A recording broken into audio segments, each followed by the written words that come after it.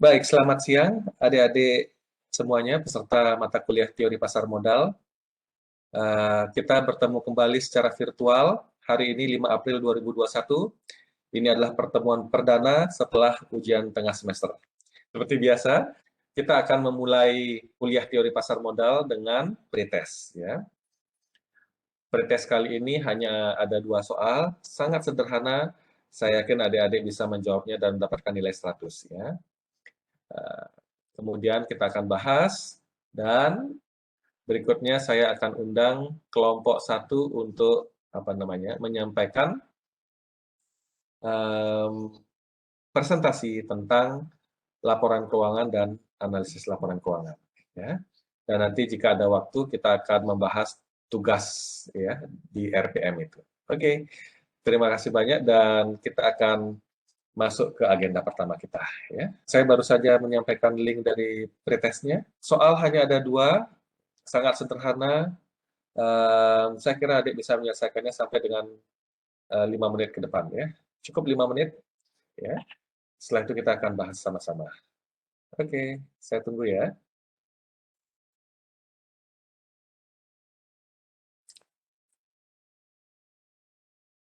Siapa yang mau menjawab soal nomor 1? Ya, gimana deh? Juandri nomor 1 saya salah. Enggak masalah. Ayo. Tadi jawabannya mana? Kita Tadi saya bahas sama-sama. perusahaan mana tadi? Tunggu Pak. Lihat dulu. Ya, Jadi pelan-pelan. perusahaan B lebih liquid daripada perusahaan A karena current ratio perusahaan A adalah 0,4 sedangkan current ratio perusahaan B adalah 1,2.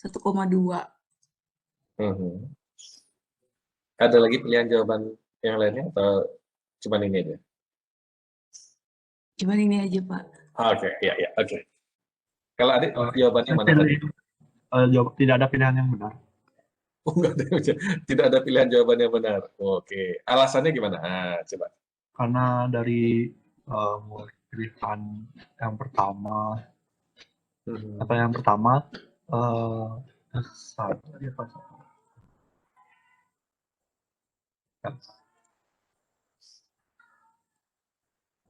Ya. yang pilihan pertama itu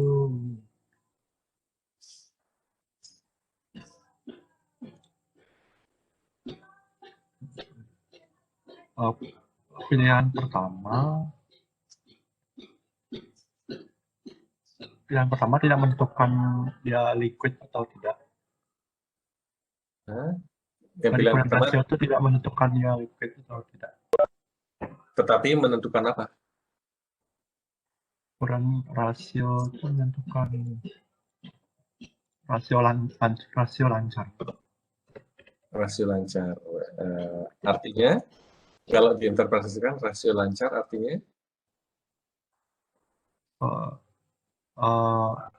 Membandingkan antara aktiva lancar dengan utang lancar. Jadi aktiva tetap dan utang tetapnya tidak dihitung, tidak termasuk di rasio. Iya. Jadi current ratio ini adalah rasio lancar yang membandingkan antara aset lancar dan utang lancar. Nah, kalau aset lancar dibagi utang lancarnya hasilnya 0,4 untuk perusahaan A, perusahaan B 1,2, artinya atau interpretasinya?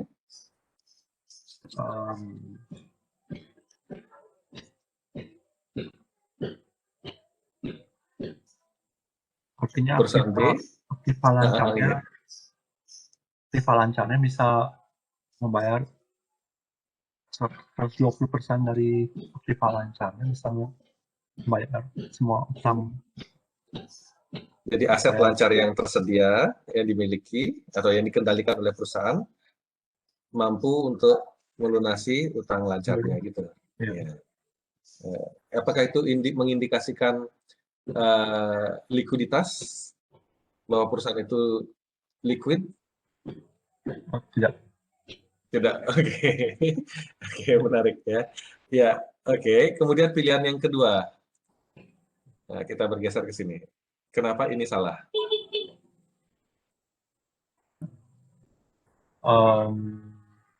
itu nggak ada hubungannya.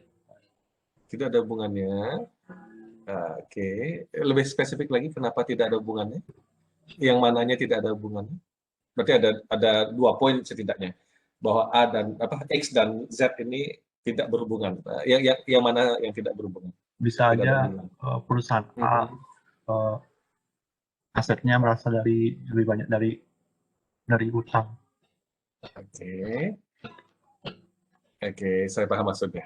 Oke, nanti kita bahas ya. Oke, ya, jadi tidak secara serta-merta kita bisa katakan bahwa aset A yang lebih besar daripada aset B, itu berarti manajer perusahaan A lebih hebat dalam mengelola aset daripada manajer perusahaan B, gitu ya kurang lebih ya. Karena bisa jadi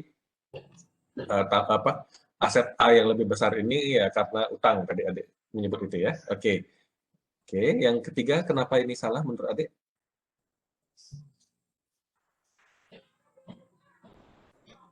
Bisa aja rugi dari perusahaan B itu karena dia ingin memperbanyak aset.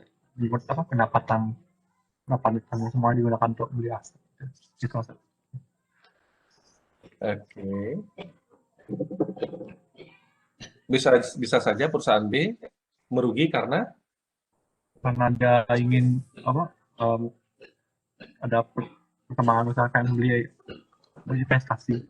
Oke, karena dia melakukan pengeluaran investasi itu ya. Oke, yang menyebabkan pengakuan beban yang lebih besar periode saat ini ya. Tetapi ada ekspektasi untuk mendapatkan tingkat pengembalian atau profit yang lebih besar dari investasinya di masa yang akan datang. Oke, yang berikutnya, mengapa ini salah menurut adik?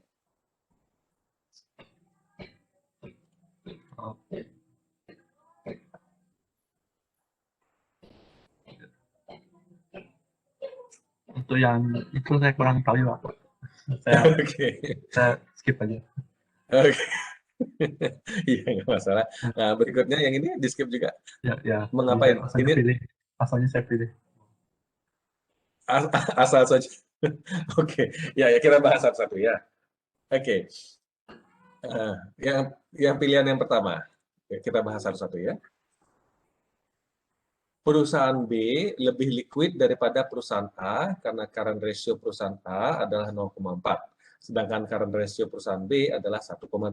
Nah, berarti dari segi current ratio, B itu lebih tinggi daripada A. Betul ya? Kita sepakat ya, jelas ya angkanya. Nah, lalu kenapa ini katanya salah? Padahal current ratio kan menunjukkan rasio likuiditas, betul ya? Tetapi mengapa saya katakan ini salah? Ada yang baru kepikiran jawabannya, kenapa ini salah? Karena untuk dapat mengklaim bahwa perusahaan ini over liquid atau under liquid, gitu ya, maka satu pengukuran atau satu indikator rasio likuiditas tidak cukup, gitu ya. Tidak cukup untuk membuat justifikasi bahwa perusahaan itu kurang liquid atau terlalu liquid, gitu ya, atau lebih liquid daripada perusahaan lain, itu masih terlalu prematur. Gitu ya. Nah, jadi untuk bisa mengklaim atau menjustifikasi ini perusahaan lebih liquid daripada perusahaan yang lain, itu sebaiknya menggunakan lebih dari satu indikator rasio likuiditas, gitu ya. Misalkan dengan menambahkan current ratio ini dengan exit test ratio atau quick ratio ya, dengan mengeluarkan persediaan gitu ya, atau dengan menambahkan analisis lagi satu dengan cara menentukan dengan menentukan cash ratio-nya gitu ya. Jadi pesan saya di sini adalah untuk bisa mengklaim perusahaan B lebih liquid daripada perusahaan A, itu sebaiknya tidak mendasarkan keputusan pada current ratio saja gitu ya. Tambahkan lagi misalkan exit test ratio atau quick ratio dan juga cash ratio. Gitu ya. Setidaknya 2 indikator gitu ya, untuk mendapatkan robustness test, gitu ya. Pengujian yang robust, gitu ya, yang lebih reliable. Oke. Nah, kemudian yang berikutnya yang dipertanyakan adalah apakah perusahaan A dan B ini berada pada industri yang sama atau sektor bisnis yang sama, gitu ya. Nah, itu juga menjadi perhatian penting karena setiap sektor atau industri memiliki karakteristik yang berbeda, gitu ya. Perusahaan perbankan misalkan, gitu ya, di tengah pandemi seperti ini masyarakat membutuhkan likuiditas yang tinggi, banyak perusahaan, banyak nasabah bank yang membutuhkan dana, gitu ya. Nah, jadi likuiditas mesti lebih tinggi, ya, bahkan lebih tinggi daripada yang biasanya, ya. Selama ini likuiditas sektor perbankan biasanya lebih tinggi daripada likuiditas sektor lainnya. Di tengah pandemi mungkin lebih tinggi lagi, gitu ya, sehingga tidak bisa disamakan dengan likuiditas di sektor yang lain atau industri yang lain, gitu ya. Jadi itu penting, ya. Oke, jadi untuk poin pertama ini pelajaran yang bisa dipetik adalah untuk mengklaim likuiditas, ya, menganalisis likuiditas sebaiknya lebih dari satu indikator, ya, lebih dari satu pengukuran rasio yang dilakukan, dan yang kedua adalah perusahaan yang dibandingkan likuiditasnya sebaiknya berada pada industri atau sektor yang sama, ya. Oke, itu yang pertama. Yang kedua, ya tadi ada benarnya, ya. Jadi perusahaan A dan perusahaan B start-nya bersamaan, jumlah asetnya sama, gitu ya. Nah, saat ini aset perusahaan A 100 miliar, yaitu 20 miliar lebih tinggi daripada aset perusahaan B. Nah, dari informasi ini kita tidak bisa menjustifikasi, ya, mengklaim bahwa manajer perusahaan A lebih mumpuni, ya, dan lebih hebat di dalam mengelola aset perusahaan daripada perusahaan B, gitu ya. Oke, karena tadi disampaikan bisa saja penambahan aset A ini, ya, aset A lebih tinggi daripada aset B, bisa saja karena perusahaan A mendapatkan utang, gitu ya, mendapatkan dana segar sehingga kas perusahaan 20 miliar lebih tinggi daripada perusahaan B, misalkan seperti itu, ya, seperti dugaan Ade. Oke, jadi ya masuk akal, ya, alasan Ade. Oke. Nah, kemudian yang tidak kalah pentingnya juga untuk yang poin kedua ini, sebaiknya tidak hanya membandingkan aset perusahaan, tetapi juga bagaimana kemampuan manajer itu dalam menghasilkan laba dari aset yang dikelola, gitu ya. Bisa saja aset A lebih tinggi daripada aset B, tetapi kemampuan perusahaan A dalam menghasilkan laba lebih rendah daripada perusahaan B, sehingga kita tidak bisa mengklaim manajer A lebih hebat daripada manajer B, gitu ya. Oke, jadi seperti itu, ya. Nah, berikutnya yang nomor 3.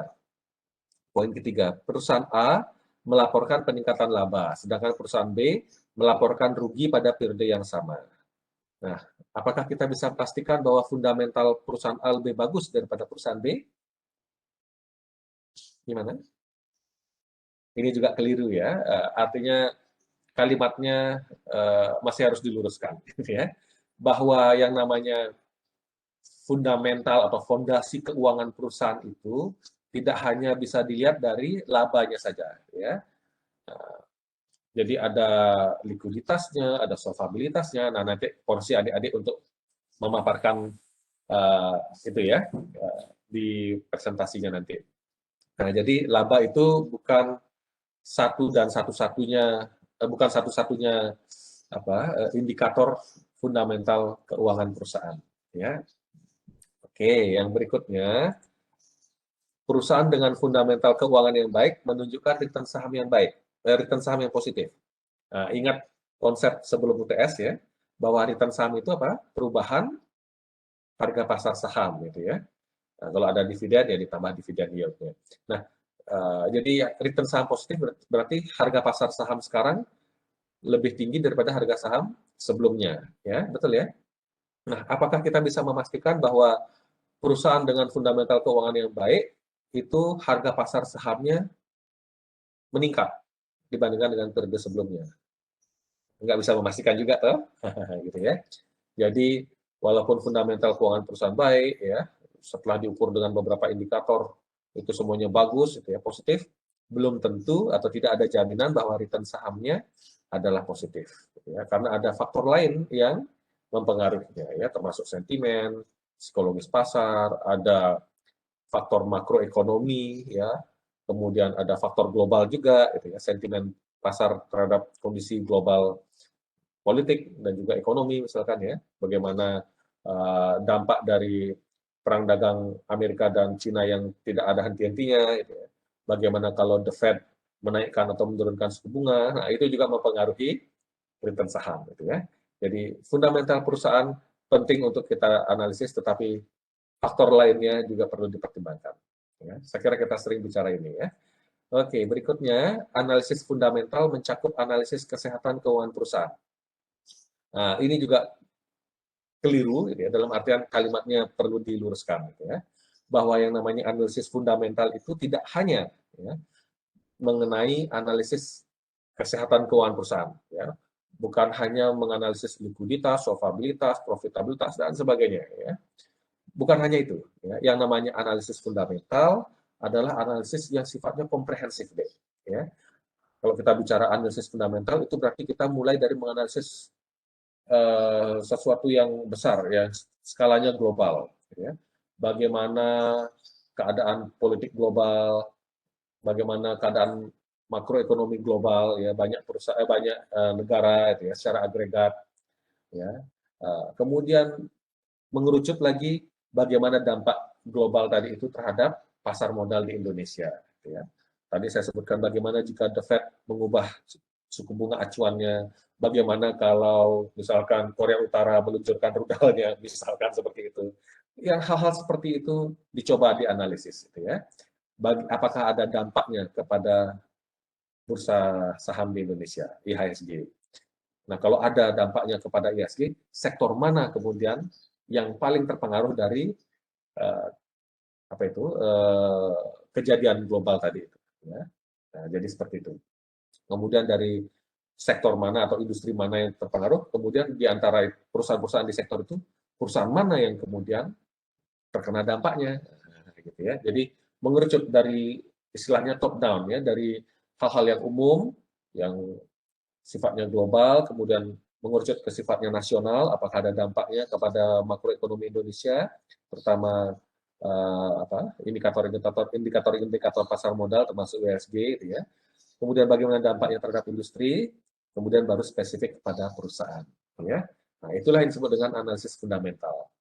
Jadi apa yang adik bahas nanti pertemuan ini tentang laporan keuangan dan analisis laporan keuangan itu adalah bagian kecil dari analisis fundamental, ya. Oke. Nah, berikutnya jawabannya tidak ada pilihan jawaban yang benar. Akhirnya ini jawabannya. Oke. Tidak masalah ya, ini proses belajar.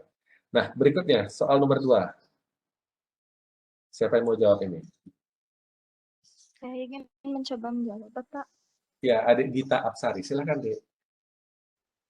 Kalau dari jawaban saya itu, saya milih jawabannya ROA perusahaan A itu 1,5, Pak. Kenapa? Karena ROA itu dari pengetahuan saya itu laba tahun 2020 itu kan ada 15 miliar. Kemudian total aset di tahun 2020 itu 10 miliar. Nah, ROA itu dihitung dari laba per aset. Jadi itu tuh 15 dibagi 10 jadinya 1,5. Kemudian yang poin 2 saya masih belum tahu. Untuk yang poin 3 itu sepengetahuan saya itu ROA itu bisa meningkat dan turunnya ROA itu bukan hanya berpatokan pada peningkatan atau penurunan total aset, tapi juga dipengaruhi oleh peningkatan dan juga penurunan total laba yang pada tahun bersangkutannya, Pak. Jadi ROA itu bukan cuman ada karena total karena total aset, tapi juga dipengaruhi oleh laba pada tahun yang bersangkutan. Oke. Ya, jadi analisisnya sudah sangat bagus, gitu ya. Oke, kita bahas satu-satu ya, Dik Gita ya, dan yang lainnya juga. ROA perusahaan A, ini kurang lengkap ya, di tahun 2020 adalah 1,5. Dan ini adalah jawaban yang benar. Saya sepakat ya. ROA perusahaan A di tahun 2020 adalah 1,5, yaitu 15 miliar labanya dibagi dengan 10 miliar total aset di tahun yang sama, tahun 2020. Hasilnya adalah 1,5. Dan itu betul. Ya. Nah, berikutnya ada perspektif lain.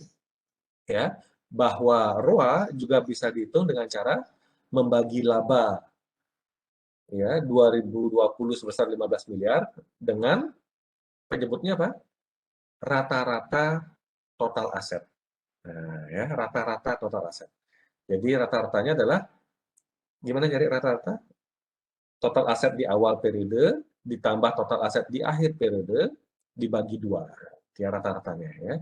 Jadi 8 miliar, di mana dapat 8 miliar?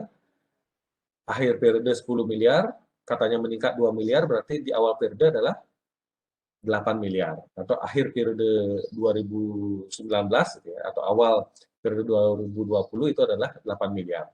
Jadi 8 miliar awal periode ditambah 10 miliar akhir periode dibagi 2. Ya, itu adalah menghitung rata-rata total aset. Nah, hasilnya adalah 9 miliar, betul ya? 8 miliar tambah 10 miliar, kan 18 miliar dibagi 2, 9 miliar. Jadi 15 miliar laba dibagi rata-rata total aset, 9 miliar, hasilnya adalah 1,666 sekian, ya 1,67 pembulatannya. Nah, jadi seperti itu ya. Jadi ROA bisa jawabannya 1,5, bisa juga jawabannya 1,67. Nah, sekarang sebagai seorang sarjana akuntansi, jangan terima mentah-mentah saja gitu ya. Kalau ada rumus yang berbeda gitu ya. Nah, kita harus mencari tahu atau memahami apa filosofi dari rumus itu. Gitu ya. Beda dengan yang non sarjana atau praktisi yang tidak pernah belajar keuangan atau akuntansi gitu ya. Ya dikasih rumus ya mereka tinggal masuk-masukkan angka. Tapi seorang sarjana akuntansi harus paham mengapa rumusnya seperti itu. Ya, makanya dulu saya turunkan rumusnya dan sebagainya. Ya. Oke, jadi kita harus memahami rumus, bukan hanya memasuk-masukkan angka di dalam rumus. Oke, untuk yang pertama, tadi adik sudah sampaikan, laba dibagi total aset. Nah, itu tidak salah, dan itu dalam prakteknya digunakan secara luas. Ya. Kita coba pahami sama-sama. Laba sebagai pembilangnya. Laba itu apa? Laba berarti selisih positif, betul ya? Selisih positif dari atau selisih positif antara pendapatan dan beban-beban perusahaan pada satu periode akuntansi ya. Kurang lebih seperti itu ya definisi sederhananya. Jadi kalau pendapatannya lebih tinggi daripada beban-beban dalam satu periode ya. Dalam hal ini dalam tahun 2020 kalau ada selisih positif itu namanya laba. Itu pembilang. Nah, di penyebutnya itu adalah total aset, betul ya? Nah, aset itu ada di neraca ya, dulu namanya neraca, sekarang laporan posisi keuangan. Nah, aset itu adalah apa? Saldonya itu adalah pada saat tertentu, betul ya? Pada titik tertentu, bukan selama periode tertentu. Beda dengan laba tadi. Kalau laba pada periode tertentu. Kalau aset pada saat tertentu. Jadi kita membandingkan dari rumus yang pertama ini, yang dapat angka 1,5 ini, adik membandingkan laba yang ada range waktu ya, selama tahun 2020, dari Januari sampai Desember, ya, nah, itu adalah 15 miliar. Ya. Nah, itu dibandingkan dengan total aset pada titik tertentu di akhir periode, 31 Desember. Nah, oleh ilmuwan-ilmuwan, gitu ya, ini katanya kurang pas, gitu ya. Makanya dicoba dicarikan solusi, gitu ya, agar harmonis antara pembilang dan penyebutnya, agar konsisten antara pembilang dan penyebut. Konsisten dalam artian laba itu mengukur selama satu periode dari Januari sampai Desember, gitu ya. Penyebutnya total aset ini juga sebaiknya mengcapture atau menangkap poin tadi di awal dan di akhir periode. Paham ya? Nah, makanya dimodifikasilah penyebutnya ya, bahwa total asetnya itu bukan akhir periode tetapi awal periode ditambah akhir periode dibagi 2. Kenapa nggak dijumlahkan aja awal dan akhir? Nah, kalau itu nanti double counting, betul ya? Karena kita seharusnya tidak mengakumulasi seperti itu ya. Di awal periode sekian, di akhir periode sekian. Karena di akhir periode itu sudah mencakup laba yang di awal tadi terakumulasi, ngerti ya? Nah, sehingga bukan di awal ditambah di akhir, bukan seperti itu, tapi dirata-ratakan, gitu ya. Oke. Jadi kebayang ya. Jadi ROA juga bisa dihitung dengan cara yang tadi itu. rata-rata total aset sebagai penyebutnya. Paham ya? Nah, untuk yang pilihan yang ketiga, ROA perusahaan A meningkat akibat peningkatan total aset. Kalau kita kembali ke rumus yang pertama, itu ya. Kalau penyebutnya meningkat, nah itu ya. Apa yang terjadi kalau pembilangnya tetap atau konstan? Labanya konstan, tetapi total asetnya meningkat. Sehingga ROA-nya adalah turun, gitu. Ya, jadi seharusnya ini adalah ROA menurun jika total aset meningkat dengan asumsi laba konstan, ya. Oke. Ya, jadi peningkatan total aset itu dapat menurunkan kemampuan perusahaan untuk menghasilkan laba jika laba perusahaan konstan, ya. Oke, itu ya pelajaran berharga di sini ya. Nah, ini pasti salah juga. Tidak ada jawaban yang benar, insya Allah ya, karena jawaban yang benar ada dua ini. Oke, itu ya untuk presentasinya. Baik, untuk kelompok 1, saya persilahkan untuk mempresentasikan topik hari ini mengenai laporan keuangan dan analisis kinerja keuangan. Saya persilahkan. Baik, sebelumnya selamat pagi kepada Bapak dosen dan juga teman-teman. Saya izin untuk memperkenalkan kelompok 1, yaitu boleh next, Pak.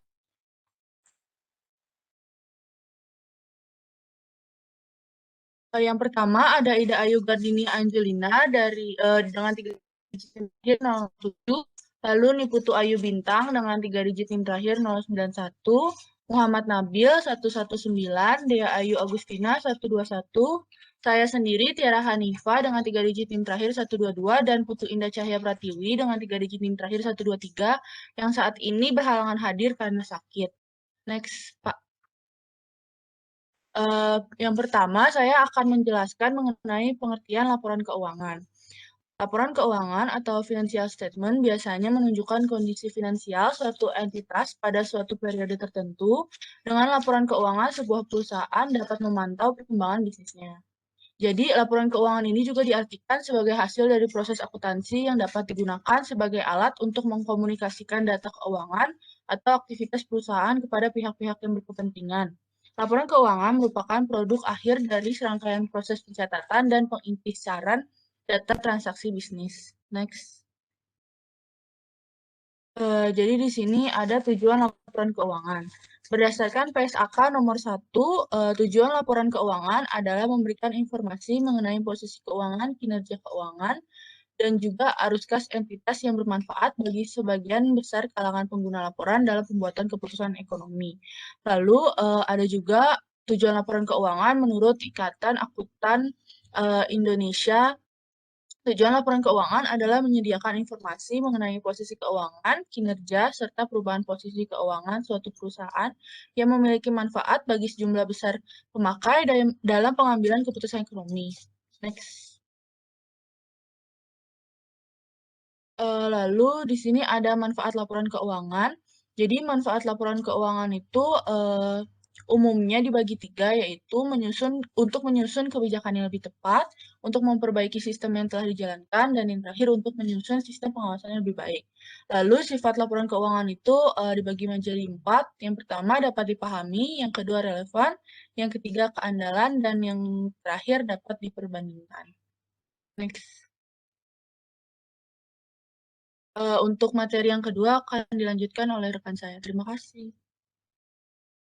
Baik, saya Bintang dengan 3 digit NIM terakhir 091 akan melanjutkan presentasi mengenai jenis-jenis laporan keuangan. Dalam pembelajaran sebelumnya, dipastikan teman-teman sudah mengetahui apa saja jenis laporan keuangan. Di sini saya akan kembali merefresh. Yang pertama yaitu ada laporan neraca keuangan atau bisa disebut balance sheet, di mana neraca merupakan bagian laporan keuangan suatu perusahaan yang menghasilkan suatu periode akuntansi yang menunjukkan posisi keuangan pada perusahaan di akhir periode tersebut. Jadi, dalam laporan neraca keuangan ini, pada bagian aktiva dan pada bagian kewajiban serta ekuitas itu menunjukkan jumlah yang sama. Jadi, tidak boleh ada selisih rupiah pada bagian kiri ataupun kanan. Jika ada selisih, artinya ada hal yang salah dan harus dirubah. Next, Pak. Selanjutnya yaitu ada laporan laba rugi, di mana laporan laba rugi ini merupakan berhubungan dengan penghasilan dan beban dari entitas. Laba didefinisikan sebagai ukuran kinerja atau sebagai dasar dalam pengukuran lain. Misalnya, mengukur tingkat pengembalian investasi suatu laba per saham. Ada seperti dalam slide, terdapat dua jenis laba rugi. Yang pertama yaitu single step, di mana laporan laba rugi single step adalah laporan keuangan yang menyajikan pendapatan, pengeluaran, dan pada akhirnya laporan laba rugi yang dihasilkan perusahaan, tapi hanya melaporkan informasi menggunakan satu persamaan untuk menghitung laba. Di mana persamaan yang digunakan dalam laporan laba rugi single step yaitu penghasilan bersih sama dengan pendapatan yang dijumlahkan dengan keuntungan dan dikurangi dengan beban dan kerugian. Selanjutnya yaitu multiple step. Seperti yang tertera dalam slide, pada multiple step ini memecah pendapatan operasional dan biaya operasional dibandingkan pendapatan non-operasional dan biaya non-operasional. Laporan keuangan multiple step membedakan pendapatan dan pengeluaran yang berkaitan langsung dengan operasi bisnis dari yang tidak terkait langsung dengan operasinya. Next.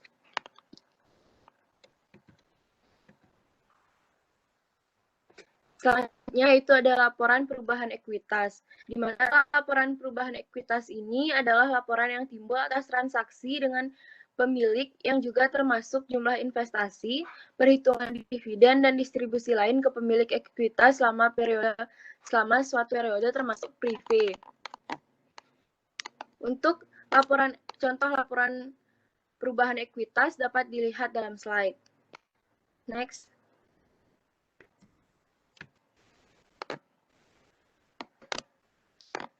Selanjutnya yaitu laporan arus kas.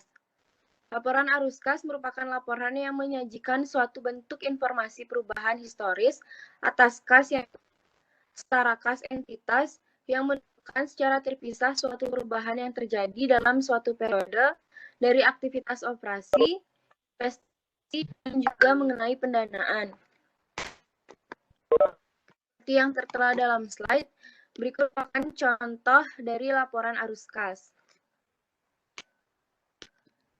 Next.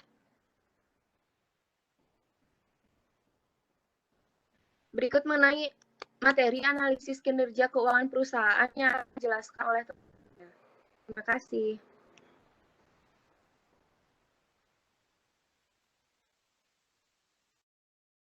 Baik, sebelumnya apakah suara saya dapat terdengar dengan jelas? Ya, terdengar dengan sangat jelas. Baik, saya Dea Yogustina dengan 3 digit NIM terakhir 121. Jadi di sini saya akan membawakan materi analisis kinerja keuangan perusahaan. Jadi analisis kinerja keuangan perusahaan ini merupakan proses pengkajian secara kritis terhadap review data dengan menghitung, mengukur, menginterpretasi, dan juga memberi solusi terhadap keuangan perusahaan pada satu periode tertentu. Lalu analisis kinerja keuangan ini dapat digunakan untuk menghasilkan keputusan investasi yang terbaik bagi suatu perusahaan. Lalu metode-metode yang dapat digunakan di analisis kinerja keuangan perusahaan ini yaitu analisis horizontal, vertikal, dan juga penggunaan beberapa rasio. Next.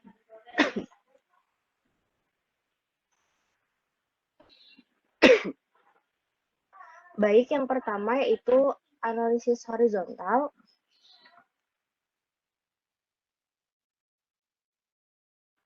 Jadi analisis horizontal ini disebut juga dengan trend analisis.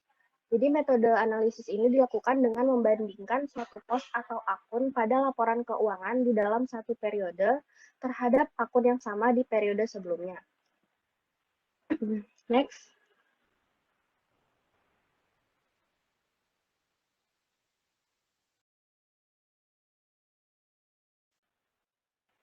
Jadi berdasarkan contoh pada neraca keuangan yang tertera, di situ apabila menggunakan analisis horizontal, dapat diketahui ya bahwa ada peningkatan aset perusahaan yang mencapai sebesar 15% yang disebabkan oleh peningkatan laba ditahan atau retained earning karena jumlah hutang mengalami penurunan sebesar 1,9%. Jadi metode ini juga dapat diterapkan pada laporan laba rugi untuk melihat pertumbuhan penjualan, laba, dan juga yang lainnya. Next.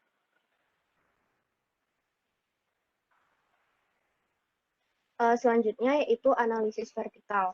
Jadi analisis vertikal ini disebut juga dengan common size analysis. Jadi metode ini membandingkan dua pos atau dua akun dalam periode yang sama.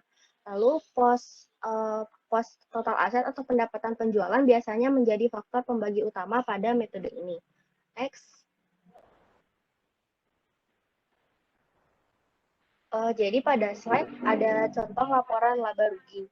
Jadi di sana diketahui bahwa margin laba kotor dan juga laba bersih mengalami peningkatan. Jadi hal ini menunjukkan bahwa perusahaan mengalami pertumbuhan bisnis yang positif dan menguntungkan. Jadi metode ini juga dapat digunakan pada neraca keuangan, misalnya untuk membandingkan hutang jangka panjang terhadap modal atau ekuitas. Next.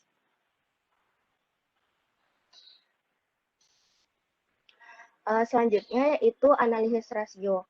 Jadi analisis rasio ini membandingkan kinerja keuangan antar emiten maupun terhadap sektor industrinya. Rasio ini menghubungkan pos-pos yang terdapat pada laporan keuangan, baik antara laporan laba rugi dengan laporan laba rugi juga, atau laporan laba rugi dengan neraca, ataupun antar pos yang ada pada neraca. Jadi analisis rasio ini memberikan pemahaman yang lebih baik dalam membandingkan kinerja keuangan emiten untuk tiap periode. Next.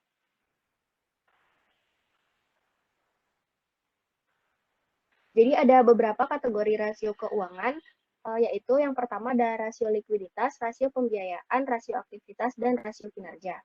Next. Yang pertama yaitu rasio likuiditas atau liquidity warning ratio. Jadi rasio likuiditas ini mengukur kemampuan perusahaan untuk membayar pokok kewajiban jangka pendek dan bunga kewajiban jangka panjangnya. Jadi semakin tinggi rasio likuiditas ini, maka perusahaan dianggap atau dinilai memiliki margin of safety yang cukup tinggi. Next. Jadi rasio likuiditas ini terdiri dari 3 rasio. Yang pertama, acid test atau quick ratio. Jadi quick ratio ini mengukur aset lancar atau yang dianggap liquid untuk membayar kewajiban jangka panjang. Lalu rumusnya sudah tertera di slide. Lalu yang kedua yaitu times interest earned atau interest coverage. Jadi di sini tuh times interest earned itu menjelaskan tingkat kemudahan suatu perusahaan untuk membayar bunga atas pinjamannya. Lalu yang ketiga ada working capital. Jadi working capital ini dapat mengukur kecukupan aset lancar suatu perusahaan yang dapat menutupi kewajiban lancarnya. Next.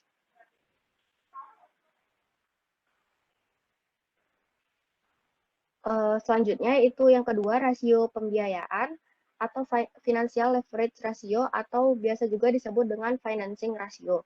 Jadi financing ratio ini menunjukkan besarnya pembiayaan terhadap modal atau penghasilan perusahaan, sehingga dapat mengukur kemampuan perusahaan untuk membayar kewajiban jangka panjang. Next. Jadi pada rasio pembiayaan ini juga terdapat 3 rasio. Yang pertama debt to equity ratio. Jadi debt to equity ratio ini mengindikasikan besarnya hutang yang digunakan perusahaan untuk permodalan dalam menjalankan bisnis. Jadi debt to equity ratio ini mencakup short term dan long term debt, di mana debt to equity ratio yang meningkat mengindikasikan pembayaran bunga yang meningkat, sehingga pada suatu titik tertentu dapat mempengaruhi peringkat kredit perusahaan dan membuatnya semakin mahal untuk memperoleh pinjaman baru berupa pinjaman obligasi atau pinjaman bank. Jadi rumusnya itu yaitu jumlah hutang dibagi dengan jumlah modal. Yang kedua debt to asset ratio. Di sini menunjukkan besarnya aset yang diperoleh dari hutang. Semakin besar rasio ini dapat diartikan perusahaan memiliki resiko keuangan yang semakin besar pula. Lalu yang ketiga, solvency ratio. Ini mengukur kecukupan arus kas atau cash flow perusahaan untuk membayar hutang jangka panjang dan juga jangka pendeknya. Jadi ini dianggap untuk mengukur kemampuan perusahaan dalam menyelesaikan masalah atau solvensi yang terutama berkaitan dengan hutang. Jadi rumusnya di situ bisa digunakan dua rumus. Yang pertama dengan menggunakan pendapatan atau yang kedua laba setelah pajak ditambah penyusutan dibagi dengan hutang jangka pendek ditambah hutang jangka panjang. Next.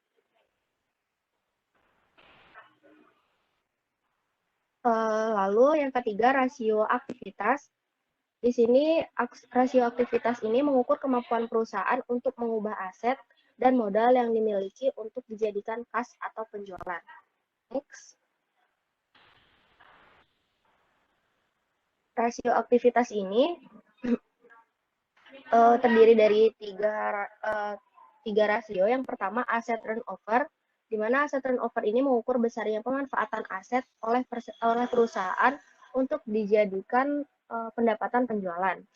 Yang kedua, average collection period, yaitu memperkirakan waktu yang dibutuhkan oleh perusahaan untuk menerima pembayaran atas piutang yang dimiliki.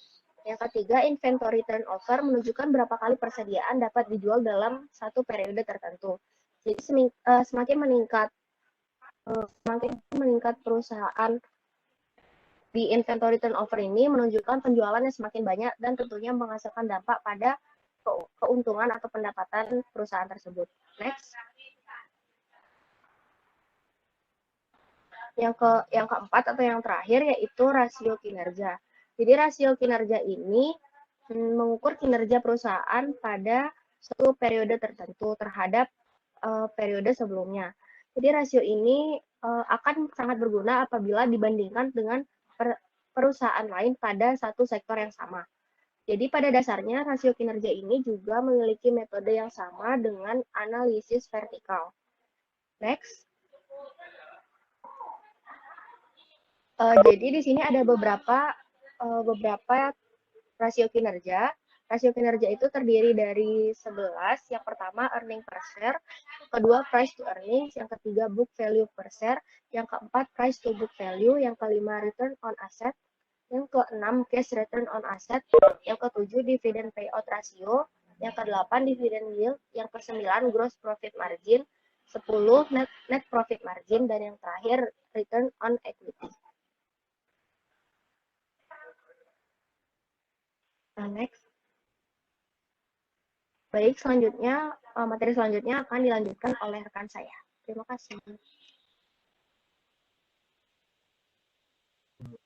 Baik, saya akan melanjutkan materi dari rekan saya. Ini ada evaluasi rasio likuiditas jika kemudian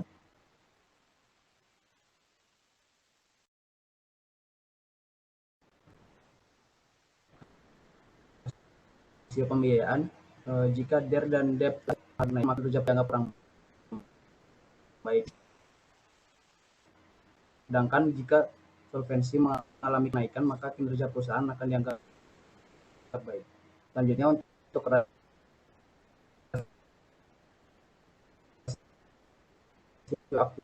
aktivitas jika aset turnover dan inventory turnover mengalami kenaikan maka perusahaan dianggap baik. Cash ROA, DPR, div yield, gross profit margin, net profit margin, dan ROE jika mengalami kenaikan maka kinerja perusahaan akan dianggap baik. Jika PBV jika next Pak.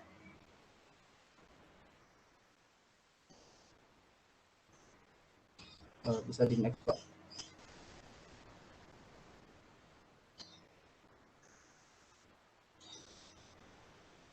Baik, ada analisis kupon.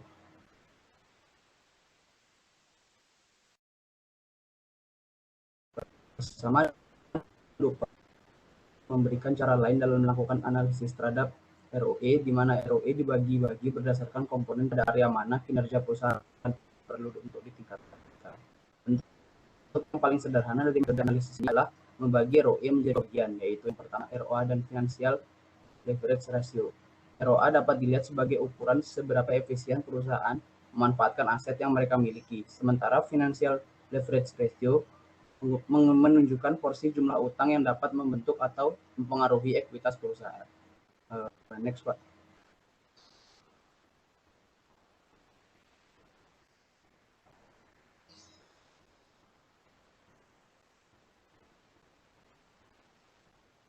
Baik, selanjutnya akan dilanjutkan oleh rekan saya.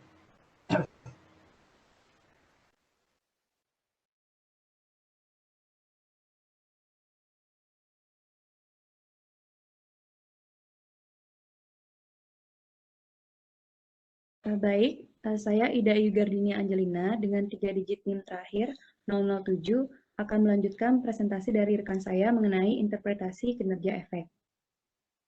Emiten yang terdaftar di pasar modal wajib menerbitkan laporan kinerja perusahaan secara berkala, antara lain berupa prospektus, annual report, serta laporan keuangan yang telah diaudit. Prospektus berisi berbagai informasi material yang diterbitkan pada saat emiten akan menjual efeknya ke pasar perdana atau IPO, baik itu saham maupun obligasi, atau aksi korporasi lainnya yang dapat berpengaruh secara signifikan terhadap kinerja perusahaan. Next. Bagi investor, trik dalam membaca prospektus adalah membedakan antara pernyataan yang kemungkinan akan muncul di hampir semua prospektus dan pernyataan yang mengungkapkan tentang kualitas perusahaan tersebut. Selain prospektus, laporan riset yang diterbitkan oleh analisis juga mengandung proyeksi mengenai ekspektasi kinerja perusahaan ke depannya. Meskipun sudah didasari oleh kinerja terdahulu, namun faktor subjektivitas penilaian analisis juga masih layak untuk dijadikan perhatian bagi investor yang membaca dan menginterpretasikannya untuk dijadikan keputusan investasi. Next.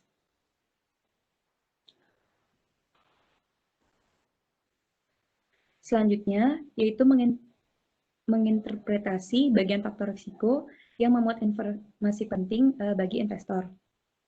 Yang pertama, prospektus mengatakan informasi yang terkandung dalam prospektus ini relatif terhadap pasar modal, terhadap pasar untuk produk perusahaan dan tren dalam penjualan itu, margin kotor, dan antisipasi pengeluaran. Demikian pula dengan pernyataan lain termasuk kata-kata seperti antisipasi, percaya, estimasi, harapan, dan maksud, dan berbagai ekspresi serupa merupakan pernyataan yang berwawasan ke depan. Kenyataan hasil operasional perusahaan bisa berbeda secara material dengan apa yang terkandung dalam pernyataan yang berwawasan ke depan. Interpretasinya yaitu semua angka-angka yang berwawasan ke depan dalam prospektus hanyalah sebuah proyeksi. Oleh karena itu, tidak ada jaminan bahwa perusahaan akan memenuhi sebagian atau bahkan semua target penjualan atau keuntungan. Nah, karena ketidakpastian tersebut tidak dapat dipisahkan dari proyeksi tersebut, investor harus menilai sendiri apakah asumsi tersebut realistis. Misalnya, jika suatu emiten dalam prospektus menyatakan bahwa akan memperoleh pertumbuhan penjualan sejumlah tertentu dalam setahun ke depan, investor perlu mempertanyakan basis asumsi tersebut dan menentukan apakah realistis atau tidak. Apakah prediksi dinilai terlalu optimistik, maka investor perlu bersikap skeptis terhadap pernyataan berwawasan ke depan yang seperti itu. Next. Kemudian prospektus mengatakan, risiko bagi perusahaan termasuk, namun tidak terbatas pada perkembangan dan model bisnis serta pertumbuhan manajemen yang tidak diperkirakan sebelumnya.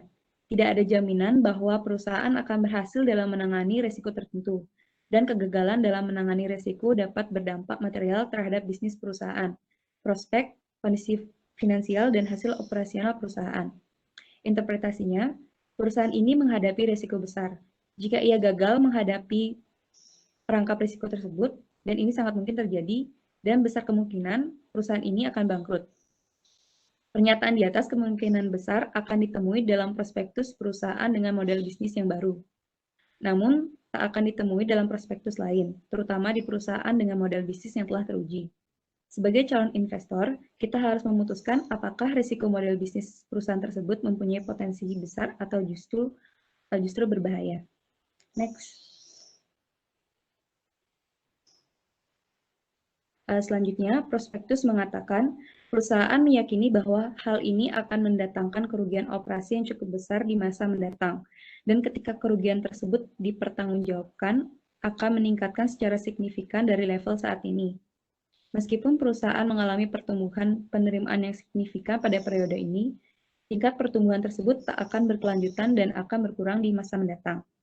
Interpretasinya, perusahaan ini kehilangan uangnya dan kerugian itu akan berlanjut di masa yang akan datang. Dan pertumbuhan perusahaan akan menurun. Bila kita menemukan pernyataan seperti itu di dalam prospektus suatu perusahaan, maka ini adalah benar-benar suatu informasi dan peringatan yang berharga. Prospektus itu mengatakan bahwa laba akan menjadi negatif selama beberapa waktu. Ini merupakan tipe usaha yang ingin kita ketahui sebelum berinvestasi di perusahaan tersebut. Jika kita masih tertarik untuk berinvestasi di perusahaan yang sekarang ini tidak menguntungkan, kita perlu menggali lebih dalam untuk mengetahui mengapa terjadi kerugian dan menentukan apa yang akan dilakukan perusahaan untuk mengubah kondisi tersebut. Next.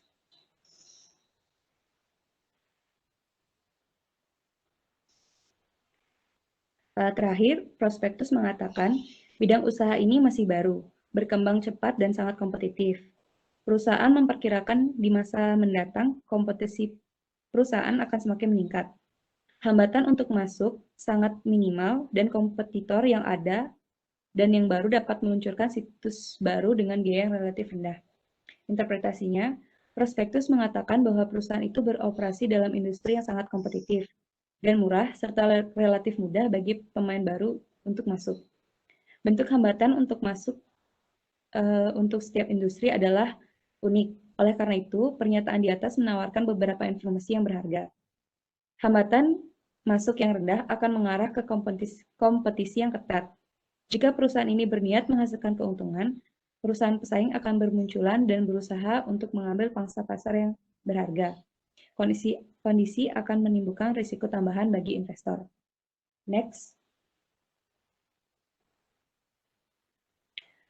Untuk materi selanjutnya akan dilanjutkan oleh rekan saya. Terima kasih. Baik, saya akan melanjutkan presentasi. Kali ini saya akan membahas tentang tantangan dan juga peluang prospek ekonomi dan pasar modal. Yang pertama ada tantangan, yaitu perlambatan pertumbuhan ekonomi dunia. Seperti Jepang yang masih dalam tren dan juga telah menunjukkan perlambatan pertumbuhan. Kemudian ada volatilitas harga komoditas selain pergerakan harga dunia. Kemudian menurunnya belanja modal terkait industri. Kemudian adanya pengetahuan moneter AS, seperti rencana kenaikan suku bunga dari AS atau Amerika Serikat. Kemudian ada penurunan belanja pemerintah dan konsumen sebagai salah satu komponen terpenting bagi pertumbuhan GDP dari sisi spending. Kemudian untuk peluang yang pertama ada stimulus dan pelonggaran moneter di beberapa negara. Di sisi lain, perlambatan pertumbuhan ekonomi juga mendorong beberapa negara regional seperti Uni Eropa untuk meluncurkan stimulus. Kemudian ada potensi kenaikan penerimaan negara, yaitu program tax amnesty memberi harapan kepada beberapa negara untuk peningkatan penerimaan negara. Kemudian ada percepatan proyek strategis nasional. Reshuffle kabinet diharapkan membawa perbaikan kinerja pemerintah, terutama dalam menyelesaikan proyek-proyek strategis. Kemudian ada stabilisasi nilai tukar, seperti akibat dari capital inflow yang terus meningkat. Bisa di next, Pak.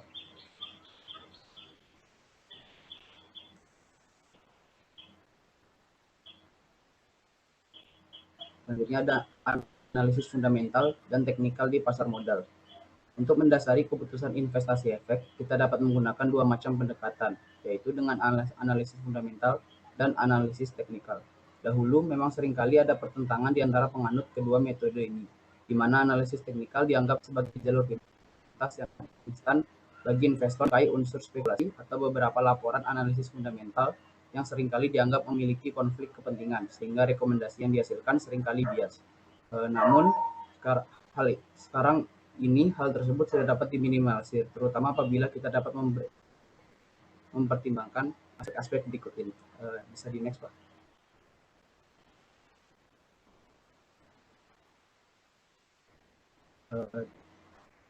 Aspek yang pertama yaitu ada dasar analisis fundamental. Dalam analisis fundamental yang dijadikan dasar perkiraan harga wajar atau intrinsic value atau efek adalah faktor fundamental seperti kinerja keuangan dan informasi penting lain proses perkembangan dan ekonomi makro maupun berita dalam bidang-bidang lain seperti politik, sosial, budaya, hankam dan sebagainya yang 5 tahun ke belakang dan ke depan.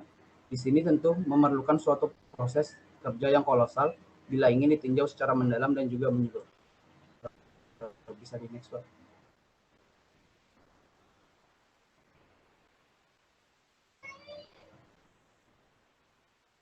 Kerangka dasar yang biasa digunakan untuk melakukan analisa fundamental adalah sebagai berikut, yang bertujuan untuk memutuskan bagaimana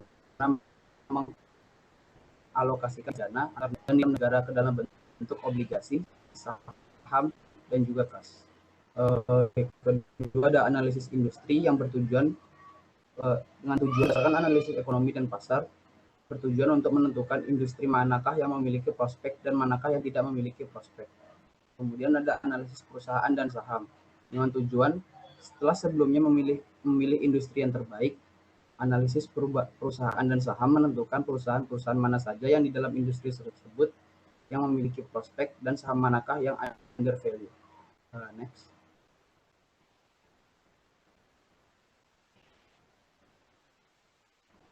Selanjutnya ada aspek kedua yaitu spekulasi bukan faktor teknikal. Spekulan pada umumnya menggunakan analisis teknikal untuk mendasari keputusan jual beli. Dan karena itu, analisis teknikal diasosiasikan dengan spekulasi. Memang ruang lingkup analisis teknikal yang hanya memperhatikan dan pola gerak harga tidaklah seluas analisis fundamental yang mencakup ilmu akuntansi, ekonomi mikro dan makro, sosial politik, cuaca, dan yang lainnya. Namun metode analisis teknikal juga tidaklah sederhana. Program komputer yang mutakhir dapat mengelola lebih dari 150 indikator atau alat analisis yang untuk seleksi yang terbaik di antara ribuan saham dalam waktu beberapa menit saja. Pada metode analisis teknikal, pekerjaan baru dimulai setelah harga terbentuk di bursa. Perlu diketahui juga bahwa proses jual beli di bursa melibatkan beberapa pihak yang berlawanan. Hasil dari kekuatan tarik-menarik antara permintaan dan penawaran inilah yang dipelajari dalam analisis teknikal. Interaksi antara permintaan dan penawaran secara kolektif dan kumulatif menghasilkan grafik gerak harga yang bila dibaca dengan benar dapat menjadi pedoman untuk menghasilkan keputusan investasi yang menguntungkan secara total. Bisa di sudah habis. Sekian presentasi dari kelompok kami. Kami sekarang membuka sesi diskusi. Bila ada yang ingin bertanya, dipersilakan.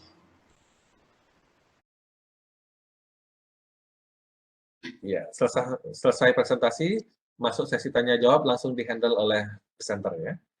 Untuk itu saya persilahkan. Baik, Pak. Selamat pagi. Kami dari kelompok 1 akan mempresentasikan hasil presentasi kami terkait laporan keuangan perusahaan dan analisis kinerja perusahaan. Next, Pak.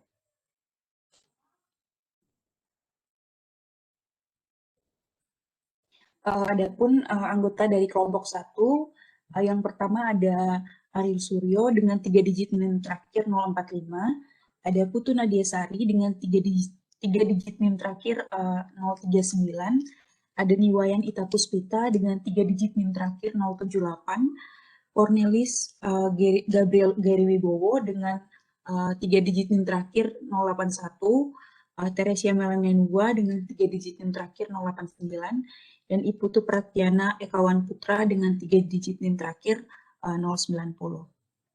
Next, Pak.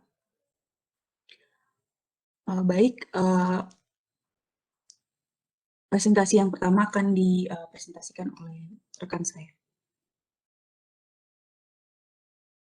Baik, saya Pratiana Ekawan, NIM 090 akan mempresentasikan Laporan keuangan perusahaan. Laporan keuangan perusahaan itu terdapat 5. Yang pertama itu laporan laba rugi, laporan posisi keuangan atau neraca. Yang ketiga laporan arus kas, dan yang keempat laporan perubahan ekuitas atau laporan perubahan modal, dan yang kelima catatan atas laporan keuangan. Baik Pak, bisa dilanjut. Laporan keuangan dan hubungannya dengan nilai efek. Seorang analisis fundamental menggunakan informasi yang terdapat di dalam laporan keuangan, utamanya yang berhubungan dengan laba dan hutang, untuk menghitung harga wajar dari saham suatu perusahaan atau seberapa besar beban hutang dapat mengurangi margin laba perusahaan tersebut. Seorang investor obligasi juga dapat menilai kemampuan suatu perusahaan dalam melunasi hutangnya setelah melihat perbandingan besarnya hutang perusahaan tersebut terhadap ekuitas, aset atau laba, baik yang aktual maupun perkiraan. Baik Pak, bisa lanjut. Jenis perusahaan dan laporan keuangannya. Perlu diketahui bahwa pelaporan keuangan setiap perusahaan yang bisa memiliki sudut pandang yang berbeda, tergantung dari sektor industrinya. Misalnya pada sektor keuangan, subsektor perbankan di mana dana pihak ketiga berupa deposito, giro, atau simpanan nasabah lainnya dicatat ke dalam liabilitas, bukan sebagai aset. Sementara bagi perusahaan di sektor lain, deposito dan giro dicatat sebagai aset. Adapun pembagian sektor industri dari beberapa emiten yang tercatat di pasar modal Indonesia dapat dilihat pada factbook yang diterbitkan oleh Bursa Efek Indonesia. Baik Pak, selanjutnya untuk presentasi selanjutnya akan dibawakan oleh rekan saya. Baik, saya akan melanjutkan presentasi untuk materi selanjutnya, yaitu laporan raja. Laporan raja ini terdiri dari 3 bagian besar, yaitu pertama aset. Aset adalah sumber daya yang dimiliki oleh perusahaan atau pada harga mana saja perusahaan menginvestasikan dananya. Sudah di next, Pak. Selanjutnya ada liabilitas, yaitu pendanaan perusahaan yang berasal dari kreditur atau supplier atau bank. Di mana di dalam liabilitas ada yang jangka pendek, yaitu kewajiban yang harus dilunasi dalam jangka waktu kurang dari 12 bulan, dan ada yang jangka panjang, yaitu kewajiban dari bank atau sumber lain dengan jangka waktu lebih dari 12 bulan. Boleh di next, Pak. Yang ketiga ada ekuitas, yaitu hak pemilik terhadap perusahaan yang timbul sebagai akibat penanaman modal investasinya ke dalam perusahaan. Boleh di next, Pak. Selanjutnya adalah materi pelaporan laba rugi atau income statement. Dalam income statement ada pendapatan penjualan yang adalah variable income. Harap diingat penjelasan pada rumus dan pemahaman akuntansi sebelumnya. Lalu ada beban pokok penjualan, yaitu segala biaya yang timbul untuk pembuatan barang atau jasa yang akan dijual. Lalu ada laba kotor, yaitu penjualan dikurangi beban pokok penjualan. Lalu ada beban-beban operasional lainnya, yang biasanya umum dan administrasi, keuangan, dan lain-lain. Lalu ada pajak, dihitung dari jumlah penghasilan kena pajak perseroan sesuai dengan peraturan UU yang berlaku. Boleh di next, Pak.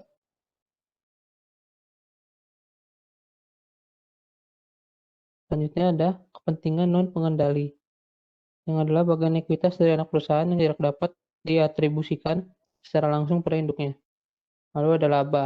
Laba komprehensif membukukan aktivitas lain yang tidak ada hubungan langsung dengan kegiatan usaha utama perusahaan, misalnya keuntungan atau boleh di next, Pak. Misalnya keuntungan atau kerugian yang ditimbulkan dari perubahan kurs mata uang, sementara laba bersih berasal dari semua aktivitas utama perusahaan. Lalu ada laba per saham. Laba bersih dibagi jumlah lembar saham perseroan yang beredar, biasa digunakan sebagai salah satu acuan untuk melakukan valuasi nilai wajar saham berdasarkan rasio price to earning yang didapat dari membagi harga saham di pasar dengan laba per saham. Boleh di next. Sekian presentasi dari saya, selanjutnya akan dilanjutkan oleh teman saya. Terima kasih. Baik, di sini saya akan melanjutkan presentasi mengenai laporan arus kas atau yang biasa disebut dengan cash flow. Nah, Laporan arus kas atau cash flow ini biasanya menyajikan perubahan posisi kas sebagai akibat dari penerimaan. Next, Pak. Akibat dari penerimaan atau collection dan pengeluaran kas atau cash outlay selama periode tertentu. Kemudian, laporan arus kas juga menggambarkan arus kas masuk dan arus kas keluar dari kegiatan operasional, investasi, dan pembiayaan perusahaan. Nah, laporan arus kas atau cash flow ini terdiri dari 3 bagian besar, yaitu yang pertama, arus kas dari aktivitas operasi, arus kas dari aktivitas investasi, dan yang terakhir ada arus kas dari aktivitas pendanaan, yang dimana penjumlahan ketiga bagian besar ini nantinya akan menghasilkan apa yang disebut dengan arus kas bersih. Next, Pak. Adapun kegunaan dari laporan arus kas atau cash flow ini, yang pertama, melihat kemampuan perusahaan dalam menghasilkan arus kas. Yang kedua, melihat kemampuan untuk membayar dividen dan kewajiban lainnya. Yang ketiga, melihat penyebab perbedaan antara laba bersih dengan arus kas bersih yang dihasilkan dari aktivitas operasional perusahaan. Dan yang keempat, melihat transaksi keuangan yang berhubungan dengan investasi dan pendanaan. Next, Pak.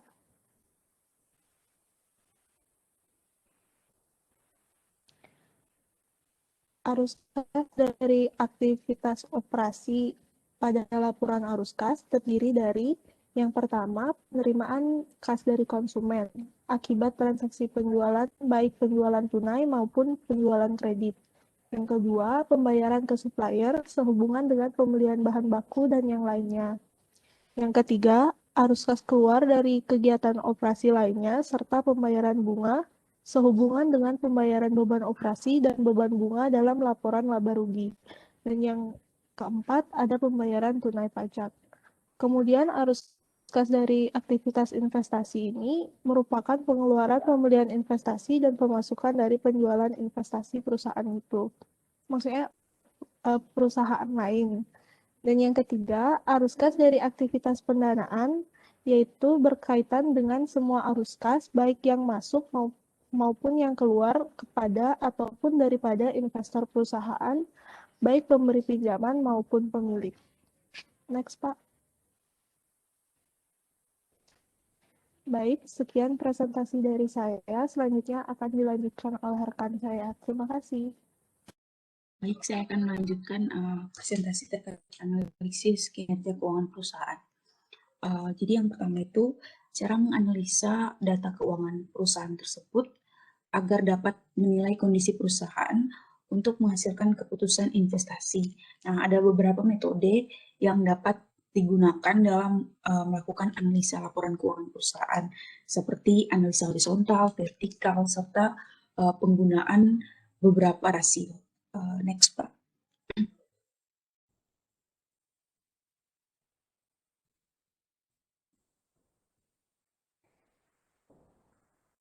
Next, Pak.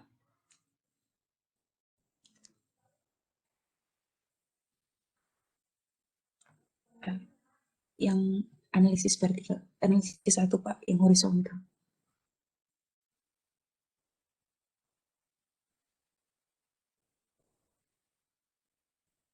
Yang sebelumnya, Pak, yang iya, Pak.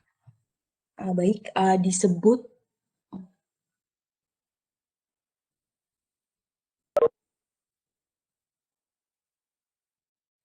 next, Pak, yang di analisis horizontal.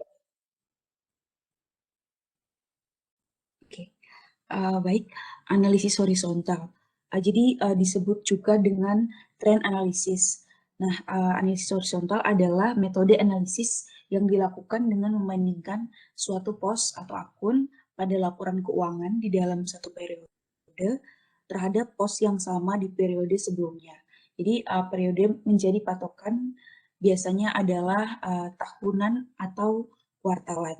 Nah, berdasarkan contoh neraca keuangan di samping, apabila digunakan metode analisis horizontal, maka kita dapat mengetahui bahwa peningkatan aset atau total aset perseroan yang mencapai 15% lebih banyak disebabkan oleh peningkatan laba ditahan atau retained earning karena jumlah hutang atau long term liabilities mengalami penurunan sebesar 1,9%.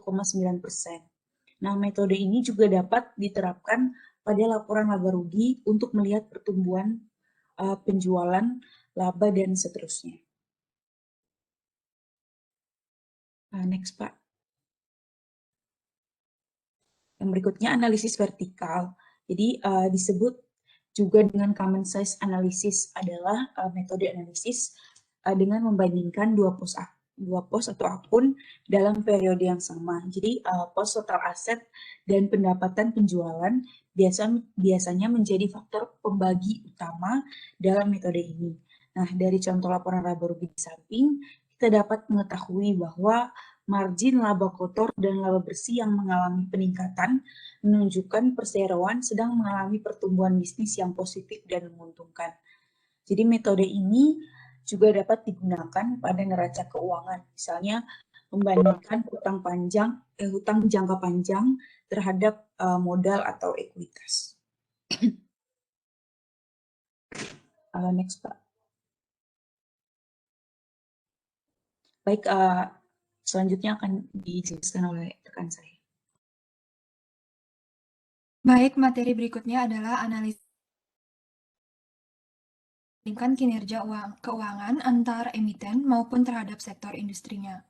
Rasio menghubungkan pos-pos yang terdapat pada laporan keuangan, baik itu antara laporan laba rugi dengan laporan laba rugi dengan neraca, ataupun antar pos yang ada di dalam neraca. Analisis rasio memberikan pemahaman yang lebih baik dalam membandingkan kinerja keuangan emiten untuk tiap periodenya. Ada 4 kategori besar pembagian rasio keuangan, yaitu rasio likuiditas, pembiayaan, aktivitas, dan kinerja. Mohon di next, Pak. Yang pertama yaitu rasio likuiditas, yang mengukur kemampuan perusahaan untuk membayar pokok kewajiban jangka pendek dan bunga kewajiban jangka panjangnya. Semakin tinggi rasionya, maka perusahaan dianggap memiliki margin of safety yang cukup tinggi pula. Rasio likuiditas terdiri dari yang pertama, yaitu quick ratio, yang mengukur kecukupan aset lancar perusahaan untuk membayar kewajiban jangka pendeknya. Rumusnya adalah cash ditambah account receivables ditambah short-term investments dibagi dengan current liabilities. Lalu yang berikutnya ada interest coverage, yaitu menjelaskan tingkat kemudahan suatu perusahaan untuk membayar bunga atas pinjamannya yang didapatkan dengan membagikan EBIT dengan interest expense. Mohon di next, Pak. Dan yang terakhir ada working capital yang mengukur kecukupan aset lancar suatu perusahaan yang dapat menutupi kewajiban lancarnya. Working capital didapatkan dengan mengurangi current assets dengan current liabilities, sementara working capital ratio didapatkan dengan membagikan current assets dengan current liabilities. Mohon di next, Pak. Berikutnya ada rasio pembiayaan, yang menunjukkan besarnya pembiayaan terhadap modal atau penghasilan perusahaan, sehingga dapat mengukur kemampuan perusahaan untuk membayar kewajiban jangka panjangnya. Rasio ini terdiri dari debt to equity ratio, yaitu yang mengindikasikan besarnya hutang yang digunakan perusahaan untuk permodalannya dalam menjalankan bisnis. Rumusnya adalah total debt dibagi dengan total equity. Lalu ada debt to asset ratio yang menunjukkan besarnya aset yang diperoleh dari hutang. Semakin besar rasionya dapat diartikan perusahaan memiliki resiko keuangan yang juga besar. Rumusnya adalah total debt dibagi dengan total aset. Mohon di next, Pak. Lalu berikutnya ada solvency ratio yang mengukur kecukupan cash flow perusahaan untuk membayar hutang jangka panjang dan jangka pendeknya. Rumusnya adalah net income ditambah depreciation dibagi dengan short term liabilities ditambah long term liabilities, atau earning after tax ditambah depreciation dibagi dengan short term liabilities ditambah dengan long term liabilities. Mohon di next, Pak. Kategori rasio yang berikutnya adalah rasio aktivitas yang mengukur perusahaan untuk merubah aset dan modal yang dimiliki untuk dijadikan kas atau penjualan. Lalu terdiri dari yang pertama, aset turn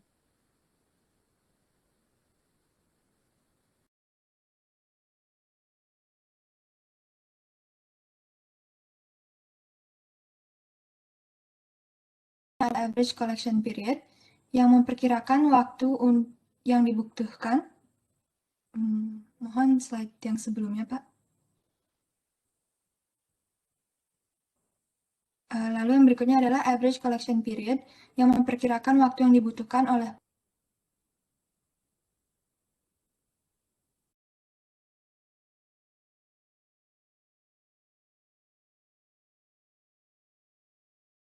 next, Pak.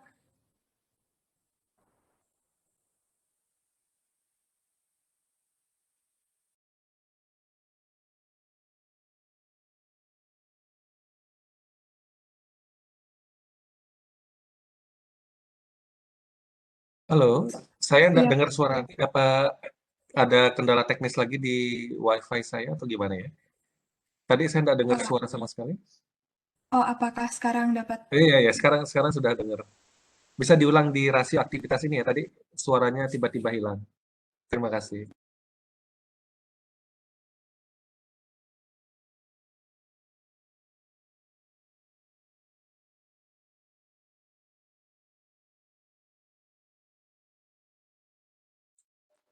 Halo, Rumusnya adalah, iya Pak.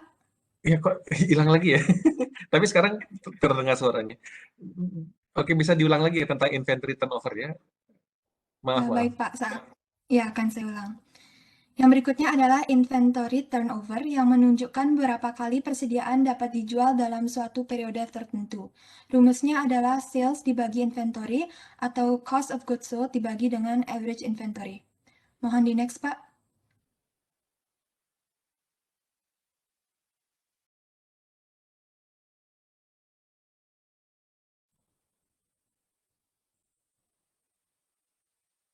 Adalah rasio kinerja yang mengukur kinerja perseroan pada suatu periode tertentu terhadap periode sebelumnya. Rasio ini tidak dibandingkan terhadap perseroan lain yang ada di dalam satu sektor industri. Yang pertama ada earnings per share yang didapatkan dengan membagi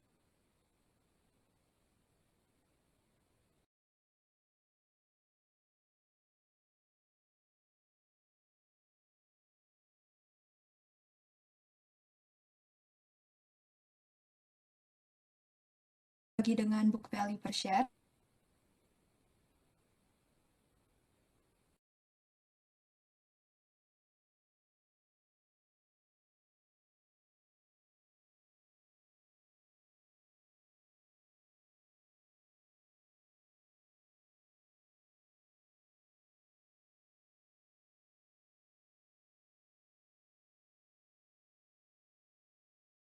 Lalu berikutnya ada net profit margin, yaitu net income dibagi dengan revenue. Dan yang terakhir ada return on equity. Mohon di next, Pak.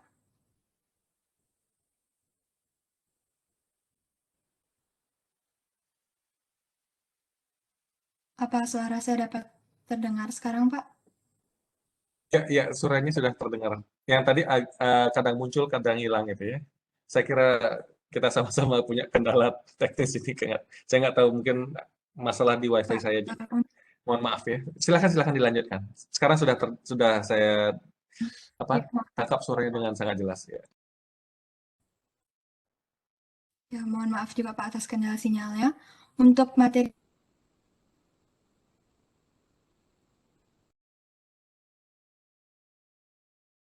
Oke, baik. Sekarang saya akan mempresentasikan mengenai evaluasi rasio keuangan, di mana tadi sudah didapat data-data mengenai rasio likuiditas, pembiayaan, aktivitas, dan kinerja dari suatu perusahaan.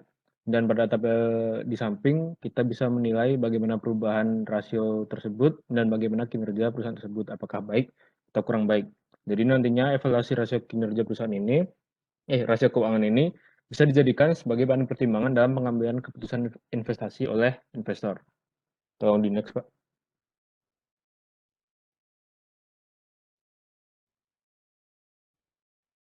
Nah, sekarang merupakan analisis DuPont. Analisis DuPont ini diperkenalkan oleh DuPont Corporation. Dia berdiri di Amerika sekitar tahun 1920-an ditemukan analisis DuPont ini, di mana analisis DuPont ini memberikan cara lain dalam melakukan analisis terhadap return on equity, di mana return on equity dibagi-bagi menjadi beberapa komponen pembentuknya, berdasarkan beberapa komponen pembentuknya untuk kemudian dilakukan analisis terhadap masing-masing komponen tersebut agar dapat diketahui pada area mana kinerja perusahaan perlu ditingkatkan. Bentuk yang paling sederhana dari analisis DuPont adalah membagi ROE menjadi dua bagian, yaitu return on asset dan financial leverage ratio. Return on asset dapat dilihat sebagai ukuran seberapa efisien perusahaan memanfaatkan aset yang mereka miliki. Sementara financial leverage ratio menunjukkan porsi antara jumlah utang yang dapat membentuk atau memengaruhi ekuitas perusahaan. Tolong di next. Nah, berikut merupakan perhitungan yang pertama. ROE terdiri dari dua indikator, yakni ada net income dibagi dengan total aset dikali dengan total aset bagi dengan equity. Hal ini menunjukkan bahwa perubahan dalam return on equity dapat dihubungkan ke salah satu perubahan dalam return on asset atau jumlah utang yang digunakan dalam bisnis. Setelah mengetahui persamaan dasar ini, kita dapat melanjutkan untuk memecahnya. Berikut ada pemecahan ROA menjadi dua faktor terpisah, yakni ada NPM dan asset turnover. Didapatkan return on equity terdiri dari tiga perhitungan. Yang pertama, net income bagi revenue, lalu revenue bagi total aset, dan total aset bagi dengan equity atau ekuitas. Tolong di next, Pak. Dalam melakukan penjabaran ini, kita masih belum bisa menemukan bahwa perubahan dalam return on equity dapat dikaitkan dengan perubahan dalam margin laba bersih, efisiensi aset, dan penggunaan utang. Langkah terakhir yang dalam menjabarkan persamaan DuPont ini adalah melihat margin laba bersih. Adapun margin laba bersih dipecah menjadi tiga fungsi utama. Yang pertama adalah EBIT atau earning before interest and tax. Ini adalah pendapatan perusahaan yang diperoleh dari operasi normal tanpa mempertimbangkan struktur permodalan. Yang kedua adalah beban bunga yang membagi laba sebelum pajak dengan EBIT tadi. Hal ini menunjukkan berapa banyak penghasilan perusahaan yang digunakan untuk membiayai hutang dalam struktur modal. Dan yang terakhir adalah beban pajak yang menunjukkan tingkat pajak perusahaan. Tolong di next, Pak. Sekarang merupakan perhitungan dari net profit margin yang terdiri dari EBIT bagi revenue, lalu earning before tax bagi earning before interest and tax, lalu dikali dengan net income dibagi earning before tax. Ini memungkinkan kita untuk menganalisa perubahan pada margin laba bersih perusahaan berdasarkan EBIT margin, perubahan utang, biaya jasa keuangan atau beban bunga, dan tarif pajak. Yang akhirnya kita dapat menggabungkan semua perhitungan ini untuk menjadi perhitungan 5 langkah dalam analisis DuPont. Tolong di next, Pak. Ini adalah bentuk perhitungan terakhir di mana terdapat tiga indikator yang terdiri dari net profit margin, itu terdiri dari EBIT dibagi revenue, EBT dibagi EBIT, dan net income dibagi EBIT. Lalu indikator yang kedua adalah asset turnover, itu merupakan perhitungan dari revenue dibagi total aset. Lalu indikator yang terakhir adalah financial leverage ratio, yang perhitungannya didapat dari total aset dibagi dengan ekuitas atau equity. Penerapan perkiraan silang sederhana ini kita dapat memperoleh return on asset dengan perhitungan yang berbeda dengan perhitungan yang biasanya. Dengan ini kita bisa melihat ROE perusahaan dan menentukan faktor-faktor apa yang telah membantu pencapaian dalam ROE tersebut. Dan yang lebih penting lagi, kita dapat menganalisa serial data dan menentukan apa yang menyebabkan perubahan bentuk return on equity pada periode yang satu dengan periode yang lain. Sebagai contohnya, jika perusahaan memiliki 10% peningkatan ROE pada ROE year on year dan analisis DuPont menunjukkan bahwa perubahan ini disebabkan oleh peningkatan penggunaan leverage, maka akan jauh lebih baik atau menguntungkan untuk berinvestasi pada perusahaan lain yang juga memiliki pertumbuhan ROE 10% karena peningkatan efisiensi atau margin asset turnover atau EBIT margin tadi. Baik, sekian presentasi dari kami. Jika ada pertanyaan, silahkan.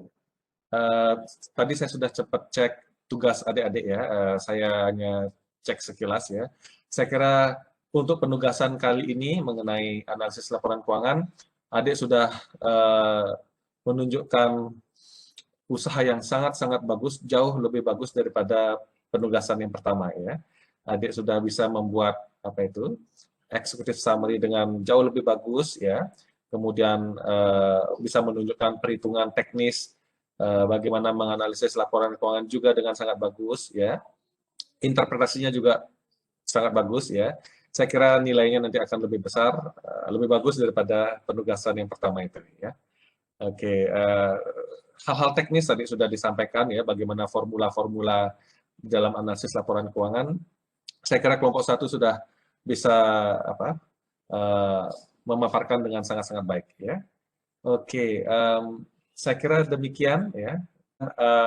Kuliah pertemuan ke-9 hari ini ya tentang laporan keuangan perusahaan dan analisis laporan keuangan perusahaan.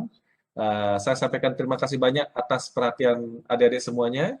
Tetap semangat belajar dan kita bertemu lagi secara virtual minggu depan ya. Oke, saya akhiri ya. Terima kasih banyak. Baik Pak, terima kasih Pak. Terima kasih. Terima kasih Terima kasih banyak Pak. Pak. Selamat Siang. Ya, baik, jaga kesehatan semuanya. Saya akhiri ya. Baik, Bapak. Oke.